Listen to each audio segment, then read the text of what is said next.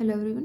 8 chapter का हमारा आज लास्ट लेक्चर है। कुछ एक एग्जाम्पल रह गए थे, वो आज कल लेक्चर में डिस्कस करते हैं। सबसे पहला 4th example, find all the unit of Z under root -5 कि हमें इसके यूनिट्स फाइंड आउट करने हैं। हमने ले लिया कि इसका कोई जो यूनिट है वो इस फॉर्म का है, a + अंडर रूट -5b। ठीक है, अगर यूनिट है मतलब इसका मल्टीप्लिकेटिव इन्वर्स एग्जिस्ट कर रहा है तो यानी कि वो मल्टीप्लिकेटिव आइडेंटिटी दे रहा होगा प्रोडक्ट करने पे। तो यानी कि उसको अगर हम किसी c + अंडर रूट -5d से मल्टीप्लाई करें तो वो हमें 1 दे रहा होगा। ठीक है, तब क्या करो, दोनों साइड कॉन्जुगेट ले लो। कॉन्जुगेट लेंगे तो यहाँ पे प्लस की जगह पे क्या आएगा, माइनस, और 1 का क्या रहेगा, 1। अब दोनों का प्रोडक्ट कर दो, प्रोडक्ट आएगा =1। ठीक है, तो यहाँ से आपके पास क्या पॉसिबिलिटी बनी कि ये क्या गया होगा, 1 गया होगा। ठीक है, क्योंकि तभी ऐसा पॉसिबल होगा।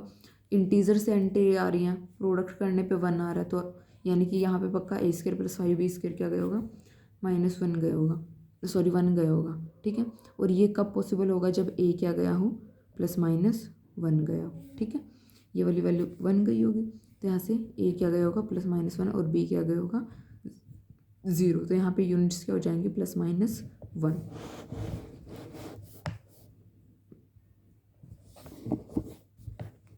Fifth example, illustrate with the help of an example that there exist two elements AB in a Euclidean domain such that D of A = D of B but A, B are not associate। ये associate नहीं है but D of A = D of B गया होगा हमारे पास।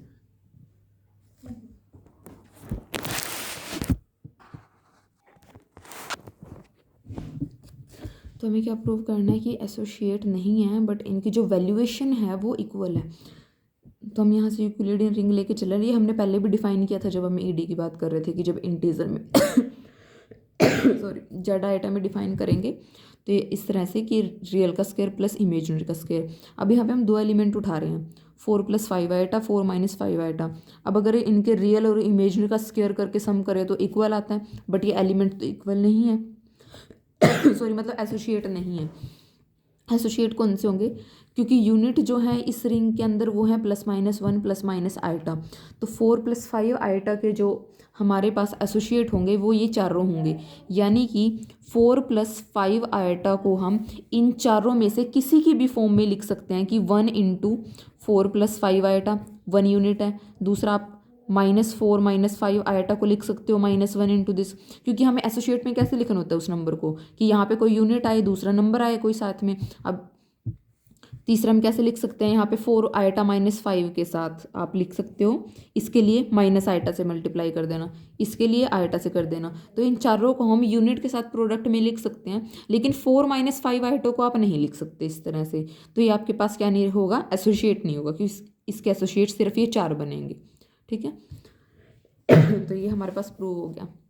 Next देखो, √-5 prime element है इस ring में, ये हमें प्रूव करना है। अब ये हमारे पास रिंग है, ऑपरेशन ये होंगे इसके अंडर हमारे पास, हमें पता है। अब ये नॉन ज़ीरो है, नॉन यूनिट है, तो यहाँ पे कोई ना कोई ऐसा एग्जिस्ट कर रहा होगा एलिमेंट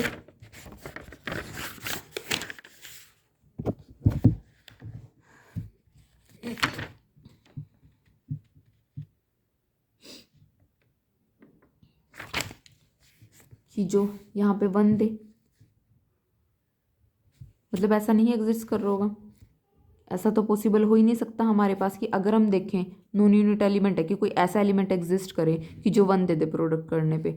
तो हमारे पास यहाँ पे प्रोडक्ट करके देखो ये फॉर्म बन रही है। ठीक है, लेकिन ऐसा तो हमारे पास कोई नंबर आ ही नहीं सकता कि आप ए को प्रोडक्ट कर दो और इस फॉर्म का आपको नंबर मिल जाए, तो ऐसा तो पॉसिबल नहीं है।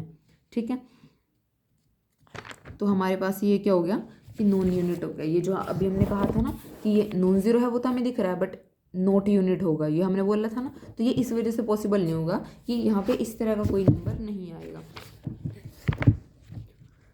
अब लेके चल रहे हैं कि ये नंबर 2 के प्रोडक्ट को डिवाइड कर रहा है। ठीक है, अगर प्रोडक्ट को डिवाइड कर रहा है तो ऐसा कोई ना कोई दूसरा नंबर जरूर आया होगा जिसको इसके साथ प्रोडक्ट करने पे ये मिल रहा होगा।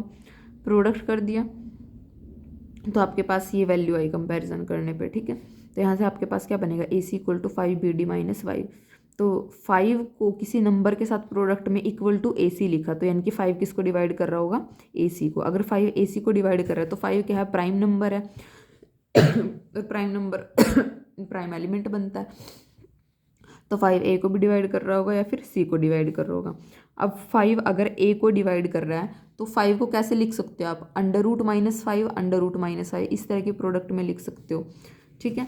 तो यहाँ से आप क्या करोगे कि जो √-5 है वो डिवाइड कर रहा है A को, तो √-5 A प्लस √-5 B को भी करेगा। क्यों, क्योंकि √-5 A को कर रहा है और √-5 को तो करेगा ही, तो इसके कुछ मल्टीपल को भी करेगा, यहाँ पे √-5 आएगा, ठीक है। इसको भी करेगा, तो इसको भी कर रहा है, इसको भी कर रहा है, तो इन दोनों के सम को भी करेगा। तो इसी तरह से 5C को डिवाइड कर रहा है तो इस तरह से इस नंबर को भी करेगा। तो अंडर जो है हमने इन दो एलिमेंट को डिवाइड कर रहा था, सॉरी इनके प्रोडक्ट को डिवाइड कर रहा था, तो वो या तो इसको डिवाइड करेगा या इसको डिवाइड करेगा। ये हमारे पास प्राइम एलिमेंट की डेफिनेशन है कि अगर दो नंबर के प्रोडक्ट को डिवाइड कर रहा है तो या तो इस पहले वाले को करे या दूसरे वाले को करे। तो हमारे पास आ गया कि या तो ये इसको करेगा या इसको करेगा, तो ये हमारे पास क्या हो जाएगा, प्राइम एलिमेंट। नेक्स्ट देखो, every non zero prime ideal of a principal ideal domain is maximal, ठीक है, कि PID का जो नॉन जीरो प्राइम आइडल होगा वो मैक्सिमल भी बनेगा हमेशा। तो A से जनरेट हो रहा है, नॉन जीरो लेना है, तो T हमने कोई ले लिया दूसरा आइडल जो कि S को कंटेन कर रहा है, ठीक है।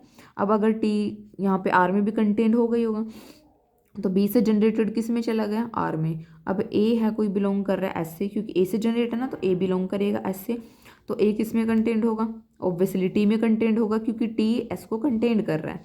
तो A जो है वो B जनरेटेड में जाएगा, तो इसको इसके साथ किसी नंबर की प्रोडक्ट में लिख सकते हैं। यही चीज़ हम पिछली कई थ्योरम में करते आ रहे हैं, ठीक है, कि A को क्या लिख सकते हो, MB।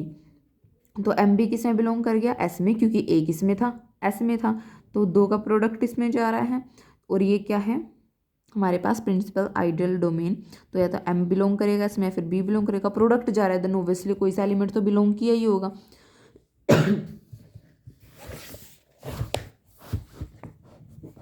अब अगर B जो है बिलोंग कर रहा है S से, तो जो इसके सारे मल्टीपल हैं वो S में होंगे, B S में है तो उसके मल्टीपल भी S में जाएंगे, क्योंकि S अपने आप में आइडियल है, तो उसके रिंग के एलिमेंट के साथ उसकी प्रोडक्ट उसी में जाती है, ठीक है। तो यहाँ से अगर इसके एलिमेंट इसमें जा रहे हैं तो T किस में जाएगा, A में, क्योंकि T जो है वो B से जनरेटेड है, तो T किस में कंप्लीट कंटेंट हो जाएगा, S में। तो हमने पहले क्या कहा था कि जो T है वो कंटेंट कर रहा है S को, अब T कंटेंट हो गया S में, तो दोनों क्या हो जाएंगे, इक्वल। अब अगर हम ले रहे हैं कि M बिलोंग कर रहा है S में, तो हमारे पास M को क्या लिख सकते हैं, NA लिख सकते हैं इस फॉर्म का, क्योंकि ये A से जनरेट हो रहा है S, तो इसके एलिमेंट A के किसी नंबर की प्रोडक्ट में होंगे। तो M को क्या लिखा, NA, तो यहाँ पे आपके पास क्या आ जाएगा, A की वैल्यू रख दो MB, तो यहाँ से आपके पास क्या आएगा, M1 माइनस NB। तो M तो ज़ीरो हो नहीं सकता, क्योंकि अगर M ज़ीरो हुआ तो A zero, B zero, S zero से जनरेटेड हो जाएगा, तो 1 माइनस NB ज़ीरो होगा, तो NB क्या हो जाएगा, 1 हो जाएगा। और अगर हम यहाँ से देखें कि B बिलोंग कर रहा है T से और N किसका था, R का, रिंग का एलिमेंट था, तो ये आइडियल है, तो रिंग के एलिमेंट की प्रोडक्ट आइडियल में जाएगी, तो NB किस में जाएगा, आइडियल में। 1 किस में जाएगा, T में चला जाएगा, क्योंकि NB क्या है, 1। तो अब आइडियल ने रिंग की यूनिटी को कंटेन कर लिया, तो आइडियल किसके इक्वल हो जाएगा, रिंग के इक्वल हो जाएगा। तो यानी कि दोनों केसेस में कि अगर हमने कोई दूसरा आइडियल लिया जो S को कंटेन कर रहा था, वो या तो इसी के इक्वल जा रहा है या वो R के इक्वल जा रहा है, और ये हमारे पास किस केस में होता है, जब वो क्या हो, आपके पास मैक्सिमल आइडियल हो, ठीक है। तो हमारे पास यहाँ पे 8 चैप्टर खत्म हो जाता है। नेक्स्ट में 9th डिस्कस करेंगे।